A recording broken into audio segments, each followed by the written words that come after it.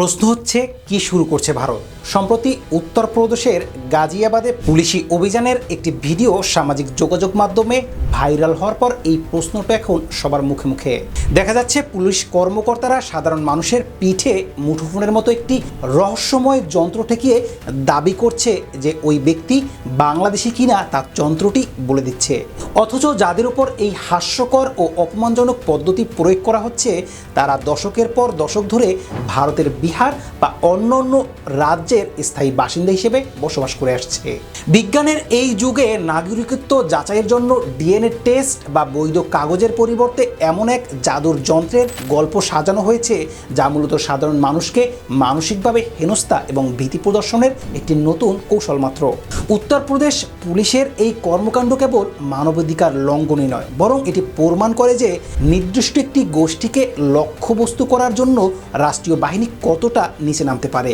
এই তথাকথিত অনুপ্রবেশকারী খোঁজার নামে যে তামাশা চলছে তার আসল উদ্দেশ্য হলো সমাজে বিভাজন তৈরি করা এবং একটি নির্দিষ্ট সম্প্রদায়ের উপর মনস্তাত্ত্বিক চাপ সৃষ্টি করা।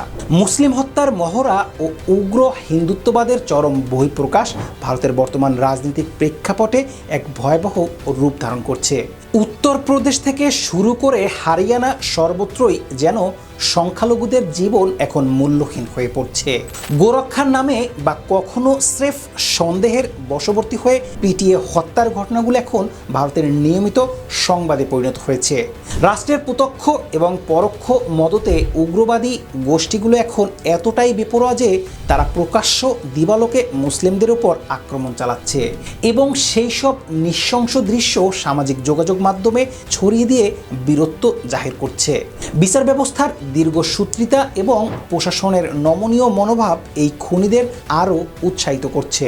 এই পরিকল্পিত নিধনযজ্ঞ কেবল আইন শৃঙ্খলার অবনতি নয়, বরং এটি ভারতের ধর্ম নিরপেক্ষ কাঠামোর মূলে কুঠারাঘাত করছে।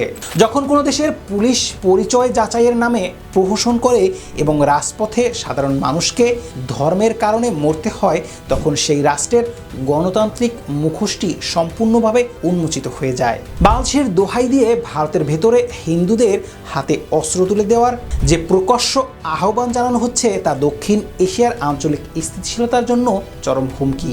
ভারতের কট্টরপন্থী নেতারা প্রায়শই অভিযোগ করছেন যে বাংলাদেশের হিন্দুরা নির্যাতিত হচ্ছে এবং এই আখ্যানকে পুঁজি করে তারা ভারতের সাধারণ হিন্দু ধর্মাবলম্বীদের সামরিক প্রশিক্ষণে উদ্বুদ্ধ করছে। সীমান্তবর্তী এলাকাগুলোতে জনসভা করে উস্কানিমূলক বক্তব্য দেওয়া হচ্ছে। নিজেদের অস্তিত্ব রক্ষায় এখন অস্ত্র ধারণের বিকল্প নেই। এই ধরনের সাম্প্রদায়িক বিষবাষ্প ছড়ানোর ফলে দুই দেশের সাধারণ মানুষের মধ্যে দীর্ঘদিনের ভ্রাতৃত্ববোধ নষ্ট হচ্ছে এবং রাজনৈতিক বা কূটনৈতিক সংলাপের পথ জটিল হচ্ছে। বাংলাদেশের অভ্যন্তরীণ বিষয়কে রং চড়িয়ে ভারতের অভ্যন্তরীণ রাজনীতিতে ব্যবহার করার এই নোংরা খেলা মূলত সাধারণ মানুষের দৃষ্টিমূল সমস্যাগুলো থেকে সরিয়ে রাখার একটি অপকৌশল। ধর্মের নামে অস্ত্র তুলে নেওয়ার এই আহ্বান শেষ পর্যন্ত গৃহযুদ্ধের মতো ভয়াবহ পরিস্থিতির তৈরি করতে পারে, যা নিয়ন্ত্রণের ক্ষমতা হয়তো ভবিষ্যতের রাষ্ট্রের হাতেও থাকবে না। ভারত বাংলাদেশ সীমান্তে একের পর এক সামরিক ঘাঁটি স্থাপন এবং অস্বাভাবিক হারে সেনা মোতায়েন গভীর উদ্বেগের সৃষ্টি করেছে। সাধারণত সীমান্তে যে ধরনের শিথিলতা থাকার কথা ভারতের পক্ষ থেকে তার উল্টো চিত্র দেখা যাচ্ছে। গত কয়েক মাসে পশ্চিমবঙ্গের সীমান্ত এলাকা থেকে শুরু করে উত্তর পূর্ব ভারতের রাজ্যগুলোর সীমান্ত বরাবর বিএসএফ এবং অতিরিক্ত সেনা সদস্যের আনাগোনা বহুগুণ বৃদ্ধি পেয়েছে। গোয়েন্দাদের তথ্য দোহাই দিয়ে সীমান্ত এলাকায় নতুন নতুন ওয়াচ টাওয়ার, বাংকার এবং সামরিক অবকাঠামো নির্মাণ করা হচ্ছে। এই অতিরিক্ত সমীকরণের ফলে সীমান্তের সাধারণ বাসিন্দারা প্রতিনিয়ত আতঙ্কের মধ্যে দিন কাটাচ্ছে। বিএসএফের গুলিতে নিরস্ত্র বাংলাদেশি এবং ভারতীয় নাগরিক নিহতের ঘটনা যেখানে এমনিতেই একটি বড় অমীমাংসিত ইস্যু, সেখানে নতুন করে ঘাঁটি স্থাপন সম্পর্কের ফাটল আরও প্রশস্ত করে। এই সামরিক তৎপরতা কি কেবল অনুপ্রবেশ ঠেকানোর জন্য, নাকি এর পেছনে বড় কোনো ভূরাজনৈতিক সমীকরণের সামরিক মহড়া চলছে তা নিয়ে জনমনে প্রশ্ন দেখা দিয়েছে। গাজিয়াবাদের সেই ৭৬ বছর বয়সী মাছ বিক্রেতা মোহাম্মদ সাদিকের ঘটনাটি ভারতের বর্তমান পরিস্থিতির এক জীবন্ত প্রতিচ্ছবি। ১৯৮৭ সাল থেকে গাজিয়াবাদে বসবাস করা একজন ভারতীয় নাগরিককে যখন পুলিশের সামনে দাঁড়িয়ে প্রমাণ দিতে হয় যে তিনি বাংলাদেশি নন, তখন বুঝতে হবে নাগরিকত্ব সেখানে একটি হাতিয়ার পরিণত হয়েছে। সাদিক সাহেব তার আধার কার্ড এবং ভোটার কার্ড দেখানোর পরেও পুলিশ তাদের জাদুর যন্ত্রের উপর বেশি ভরসা করেছিল। এই ধরনের ঘটনাগুলো প্রমাণ করে যে বর্তমানে তথ্য বা প্রমাণের চেয়ে ধারণা এবং বিদ্বেষ বেশি শক্তিশালী হয়ে উঠেছে। পুলিশ কর্মকর্তা অজয় শর্মার সেই বক্তব্য, যেখানে তিনি একে কেবল একটি কৌশল হিসেবে অভিহিত করেছেন, যা অত্যন্ত বিপজ্জনক। যদি রাষ্ট্রীয় বাহিনী মিথ্যাচারের উপর ভিত্তি করে নাগরিকদের বিচার করা শুরু করে, তবে সাধারণ মানুষের নিরাপত্তার কোনো জায়গা অবশিষ্ট থাকে না। এই মানসিকতা মূলত প্রান্তিক মানুষদের রাষ্ট্রহীন করার একটি সূক্ষ্ম প্রক্রিয়া, যা ভবিষ্যতে আরও বড় ধরনের সামাজিক অস্থিরতার জন্ম দিবে। সাম্প্রতিক সময়ে ভারতের এই পরিবর্তিত আচরণ এবং আক্রমণাত্মক অবস্থান দক্ষিণ এশিয়ায় ভারতের দীর্ঘদিন বিগ ব্রাদার ইমেজের পরিবর্তন ঘটাচ্ছে। প্রতিবেশীদের সাথে সুসম্পর্ক বজায় রাখার চেয়ে পেশিশক্তি প্রদর্শন এবং অভ্যন্তরীণ তুষ্টির রাজনীতি এখন অনেক বেশি প্রাধান্য পাচ্ছে। নেপাল, ভুটান বা বাংলাদেশের মতো দেশগুলোর সাথে সম্পর্কের ক্ষেত্রে ভারতের যে নমনীয়তা থাকার কথা ছিল, তার বদলে এখন দাপট এবং ভীতির সংস্কৃতি তৈরি করা হচ্ছে।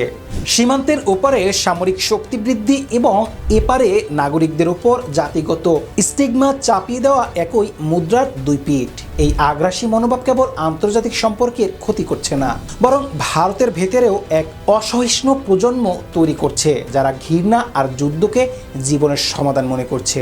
ভারতের মতো একটি বৃহৎ গণতন্ত্রের জন্য এই পথ চলা অত্যন্ত আত্মঘাতী, কারণ ঘৃণা ছড়িয়ে সাময়িক রাজনৈতিক ফায়দা পাওয়া গেলেও দীর্ঘমেয়াদে তার দেশের সার্বভৌমত্ব ও সহিংসতাকে দুর্বল করে দেয়। পরিশেষে উত্তরপ্রদেশের এই যন্ত্রকাণ্ড এবং সেনাবিন্যাস বিচ্ছিন্ন কোনো ঘটনা নয়, বরং একটি সুদূরপ্রসারী পরিকল্পনার অংশ। একদিকে অভ্যন্তরীণভাবে সংখ্যালঘুদের কোণঠাসা করা এবং অন্যদিকে প্রতিবেশীদের শত্রু হিসেবে দাঁড় করিয়ে দেওয়ার এই রাজনীতি ভারতের জন্য হতে পারে হিতের বিপরীত। আধুনিক বিশ্বে কোনো দেশই তার প্রতিবেশীদের সাথে বৈরী সম্পর্ক রেখে বা নিজের দেশের নাগরিকদের এক বিশাল অংশকে আতঙ্ক রেখে উন্নত হতে পারে না। গাজিয়াবাদের বস্তিতে পুলিশের সেই হাতে ধরা যন্ত্রটি কেবল বাংলাদেশি শনাক্ত করার যন্ত্র ছিল না, সেটি ছিল ভারতের গণতান্ত্রিক মূল্যবোধের পতন মাপার যন্ত্র। যখন রাষ্ট্র যুক্তি হারিয়ে অলৌকিক বা ভ্রান্ত কৌশলের আশ্রয় নেয়, তখন বুঝতে হবে সমাজ এক অন্ধকার গহ্বরের দিকে ধাবিত হচ্ছে।